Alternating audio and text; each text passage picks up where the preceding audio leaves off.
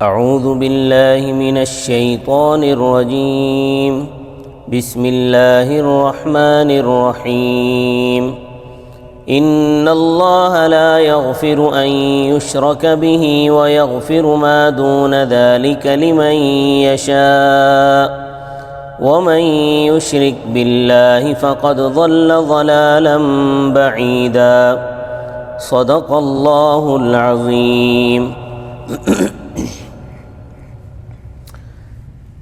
ان آیتوں سے پہلے ایک بات سمجھ لیں کہ رب تعالیٰ کے قانون میں سب سے بڑی نیکی بلکہ رأس الطاعات یعنی تمام نیکیوں کی جڑ توحید ہے، اور سب سے بڑا گناہ شرک ہے۔ توحید سے بڑی نیکی کوئی نہیں اور شرک سے بڑا گناہ کوئی نہیں۔ اسی لیے مشرک کی سزا کیفیت کے لحاظ سے بھی بڑی ہے اور کمیت کے لحاظ سے بھی بڑی ہے، جو کبھی ختم ہونے والی نہیں ہے۔ چنانچہ اللہ تعالیٰ ارشاد فرماتے ہیں ان اللہ لا یغفر ان یشرک به، بے شک اللہ تعالیٰ نہیں بخشے گا اس کو کہ اس کے ساتھ شریک ٹھہرایا جائے۔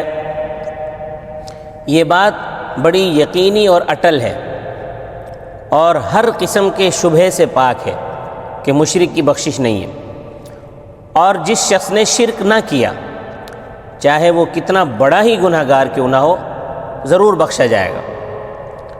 مسلم وغیرہ حدیث کی کتابوں میں حضرت ابو ذر غفاری رضی اللہ تعالیٰ عنہ سے روایت ہے کہ اللہ تبارک و تعالیٰ نے انسانوں کو خطاب کیا اور فرمایا یا ابن آدم، اے آدم کے بیٹے، لو لقیتنی بقراب الارض ذنبا لقیتک بمثلها مغفرۃ، اگر تو مجھے اس حالت میں ملے کہ تیرے اتنے گناہ ہوں کہ مشرق سے لے کر مغرب تک اور شمال سے لے کر جنوب تک ساری زمین تیرے گناہوں سے بھر جائے، اور میں تجھے ملوں اتنی بخشش کے ساتھ، مگر شرط یہ ہے کہ ما لم تشرک بی شیئا، کہ تو میرے ساتھ کسی کو شریک نہ ٹھہرائے۔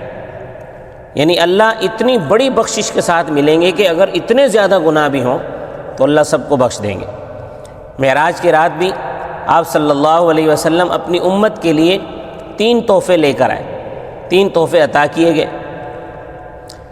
50 نمازوں کا تحفہ عطا کیا گیا، یہ نمازیں پہلے 50 تھیں۔ پھر حضرت موسیٰ علیہ السلام سے ملاقات کے بعد آپ صلی اللہ علیہ وسلم نے اللہ تعالیٰ سے بار بار التجا کی اور درخواست کی تو 5 رہ گئی۔ ایک لطیفہ یاد آیا کہ ایک مولوی صاحب معراج کا بیان فرما رہے تھے تو تقریر کر رہے تھے، تو جب وہ اس بات پر پہنچے انہوں نے کہا کہ حضرت آپ صلی اللہ علیہ وسلم 50 نمازیں لے کر آئے، حضرت موسیٰ علیہ السلام نے کہا کہ آپ دوبارہ آپ جائیں کم کروائیں، تو آپ صلی اللہ علیہ وسلم گئے تو 5 نمازیں کم ہو گئیں۔ پھر حضرت موسیٰ علیہ السلام نے دوبارہ پوچھا کہ بتائیں کیا ہوا، آپ صلی اللہ علیہ وسلم نے بتایا کہ 5 کم ہو گئی ہیں، 45 رہ گئی ہیں۔ حضرت موسیٰ علیہ السلام نے فرمایا کہ آپ دوبارہ جائیں اور کم کروائیں۔ حضرت آپ صلی اللہ علیہ وسلم دوبارہ گئے، 5 اور کم ہو گئیں، یوں پھر گئے، پھر 5 اور کم۔ حضرت موسیٰ علیہ السلام کے بار بار کہنے پر آپ صلی اللہ علیہ وسلم جاتے رہے، آخر میں 5 نمازیں رہ گئیں۔ تو ایک دیہاتی بیٹھا تھا، وہ کہنے لگا کہ حضرت موسیٰ علیہ السلام ایک چکر اور ہی لگوا دیتے، ساری معاف ہو جاتی، ہمیں یہی تو نہ پڑھنی پڑتی۔ تو خیر پہلا تحفہ یہ ملا معراج کا کہ 50 نمازیں عطا ہوئیں جو حضرت موسیٰ علیہ السلام سے ملاقات کے بعد آپ صلی اللہ علیہ وسلم کے اللہ تعالیٰ سے بار بار التجا کرنے اور درخواست کرنے کے بعد 5 رہ گئیں۔ دوسرا تحفہ سورہ بقرہ کی آخری آیت ہے، آمن الرسول سے لے کر آخر تک۔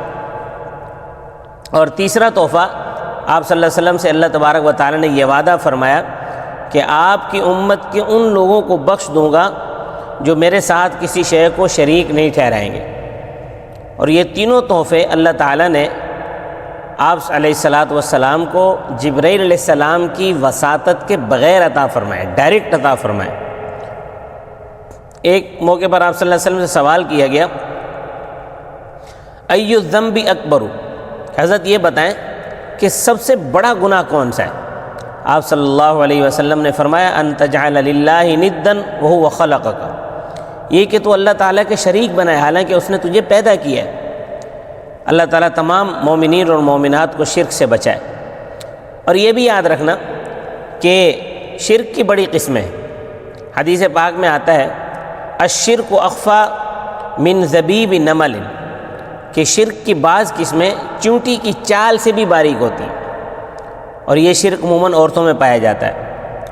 مثلاً کسی عورت کو کوئی تکلیف ہو گئی تو کہے گی کہ وہ فلاں عورت ہمارے گھر کا چکر لگا کر گئی تھی، وہ ہمارے گھر سے ہو کر گئی تھی، اس کی وجہ سے میں بیمار ہو گئی ہوں، وہ فلاں آئی تھی اس لیے مجھے کھانسی ہو گئی، فلاں عورت آئی تھی اس لیے میرا بچہ مر گیا، فلاں آئی تھی تو یہ ہو گیا، فلاں آئی تھی تو یہ ہو گیا، فلاں کا سایہ ہو گیا، یہ سایہ پڑ گیا۔ یہ سب شرک کی قسمیں، اور اس عقیدے سے نمازیں برباد ہو جاتی ہیں، روزے سب برباد ہو جاتے ہیں۔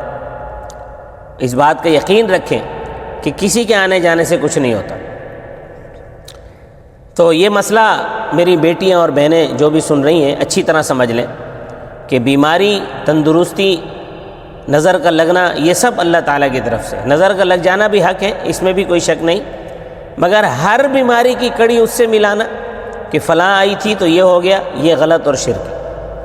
طبعی طور پر بیماریاں بھی ہوتی ہیں جو بڑوں کو بھی ہوتی ہیں، بچوں کو بھی ہوتی ہیں، اللہ تعالیٰ شفا بھی دیتے ہیں، تو خام خواہ ہر بات پر کہنا کہ فلاں کی نظر لگ گئی، وہ فلاں نے مجھ پہ تعویذ کر دیا، وہ فلاں نے مجھ پر جادو کروا دیا، اور فلاں عورت جو ہے وہ پھر کر چلی گئی، تو اس طرح اللہ تبارک و تعالیٰ اس چیز سے ہم سب کو محفوظ فرمائے۔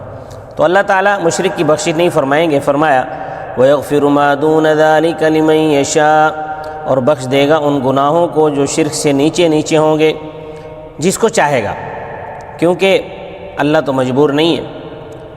اسی پارے میں اس سے پیچھے 2 رکوع پہلے آپ یہ پڑھ چکے ہیں کہ مومن کو قتل کرنا یہ سنگین جرم ہے۔ اگر کوئی شخص مومن کے قتل کو حلال سمجھ کر کرتا ہے تو وہ کافر ہے۔ اسی طرح کسی بھی گناہ کو حلال سمجھنا، حلال سمجھ کر کسی گناہ کو کرنا، یہ کفر ہے، اس کی بخشش نہیں ہوگی۔ ہاں، گناہ کو گناہ سمجھ کر کرنے والا کافر نہیں ہے، اس کی کسی نہ کسی وقت بخشش ہو جائے گی، کیونکہ وہ گناہ کو گناہ سمجھ رہا ہے۔ وہ اس طرح کہ مثلا اللہ تعالیٰ مقتول کے وارثوں کو فرمائیں گے کہ تم اس کو معاف کر دو، اس کے بدلے میں تمہیں معاف کرتا ہوں، جنت میں تمہیں بلند بلڈنگ عطا کرتا ہوں، تو وارث راضی ہو جائیں گے اور معاف کر دیں گے۔ تو قتل جیسے سنگین جرم کی بھی معافی ہے، مگر شرک کی معافی نہیں، کوئی گنجائش ہی نہیں ہے شرک کی معافی کی۔ تو فرمایا وَمَن يُشْرِكْ بِاللَّهِ فَقَدْ ضَلَّ ضَلَالًا بَعِيدًا، اور جس نے اللہ تعالیٰ کے ساتھ شرک کیا پس تحقیق وہ بہک گیا، گمراہ ہو گیا، گمراہی دور کی۔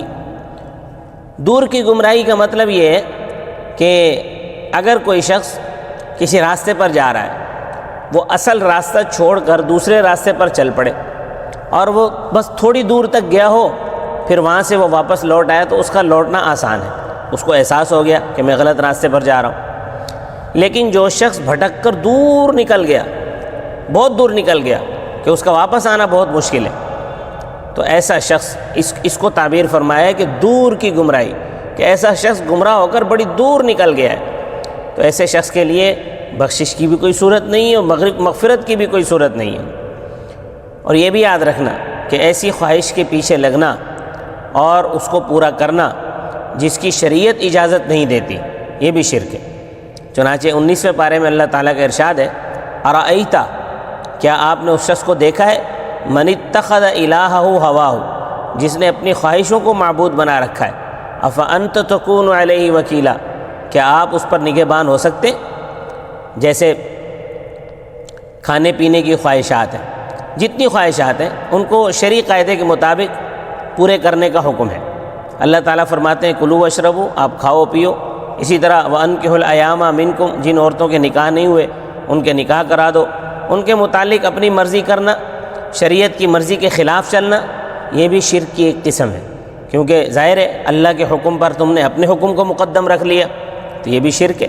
اس کے متعلق علامہ اقبال مرحوم فرماتے ہیں کہ دہریت کیا بندہ حرص و ہوا ہونا، قیامت ہے مگر اوروں کو سمجھا دہریہ تو نے، زبان سے کیا اگر توحید کا دعویٰ تو کیا حاصل، بنایا ہے بت پندار کو اپنا خدا تو نے۔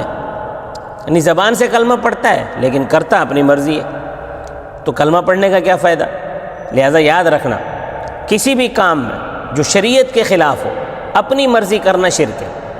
8واں پارہ سورۃ الانعام میں اللہ تبارک و تعالیٰ فرماتے ہیں وَإِنْ أَطَعْتُمُوهُمْ إِنَّكُمْ لَمُشْرِكُونَ وَإِنْ أَطَعْتُمُوهُمْ إِنَّكُمْ لَمُشْرِكُونَ کہ اگر تم شیطان کی اطاعت کرو گے تو بے شک تم بھی مشرک ہو۔ شیطانی کاموں کو ظاہر ہے آدمی شیطان کے کہنے پر کرتا ہے، تو شیطان کے کہنے پر کوئی کام کرنا یہ بھی شرک کی ایک قسم ہے۔ اللہ تبارک و تعالیٰ سے دعا ہے کہ اللہ تبارک و تعالیٰ مجھے اور آپ کو شرک سے محفوظ فرمائے، توحید پر ہم سب کو قائم و دائم رہنے کی توفیق عطا فرمائے۔ وما علینا الا البلاغ المبین۔